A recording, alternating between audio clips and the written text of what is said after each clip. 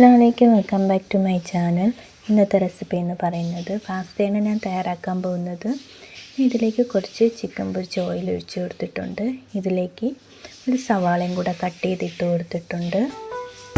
അത് കഴിഞ്ഞിട്ട് ഒരു സ്പൂണ് ഇഞ്ചി വെളുത്തുള്ളി പേസ്റ്റും കൂടെ ഇട്ട് കൊടുത്തിട്ടുണ്ട്.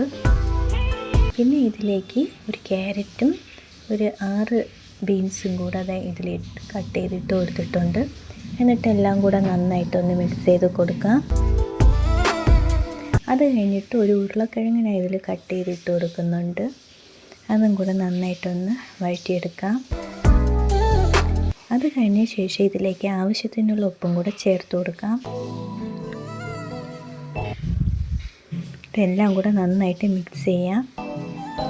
പിന്നെ ഇതിലേക്ക് ആവശ്യമായിട്ടുള്ള മസാലകൾ നമുക്ക് ഇട്ട് കൊടുക്കാം. ഒരു 1/4 ടീസ്പൂൺ മഞ്ഞൾപ്പൊടിയും, ഒരു 1/4 ടീസ്പൂൺ പെരിഞ്ജീരകവും, 1/2 ടീസ്പൂൺ മുളക് പൊടിയും, 1/2 ടീസ്പൂൺ മല്ലിപ്പൊടിയും, പിന്നെ അത് കഴിഞ്ഞിട്ട് ഒരു സ്പൂണ് കുരുമുളകും കൂടി ഇട്ട് കൊടുക്കുക. എന്നിട്ട് നന്നായിട്ടൊന്ന് മിക്സ് ചെയ്യാം.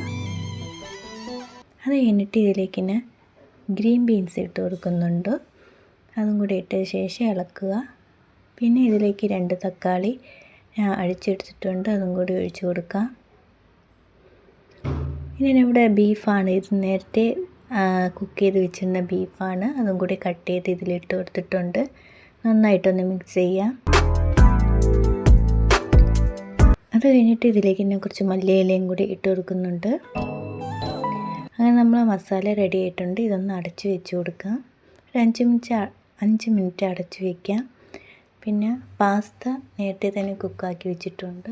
അതും കൂടി ഇതിലേക്ക് ഒന്ന് ഇട്ട് കൊടുക്കാം. എന്നിട്ട് എല്ലാം കൂടെ നന്നായിട്ടൊന്ന് മിക്സ് ചെയ്യാം.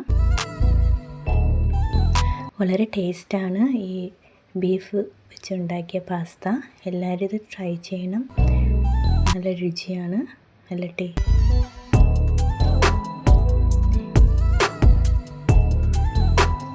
അങ്ങനെ നമ്മുടെ പാസ്ത ഇവിടെ റെഡി ആയിട്ടുണ്ട്. എല്ലാവരും ഇത് ട്രൈ ചെയ്യുക.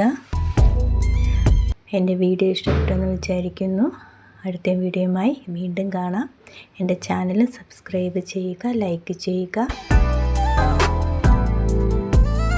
അടുത്ത വീഡിയോയുമായി വീണ്ടും കാണാം.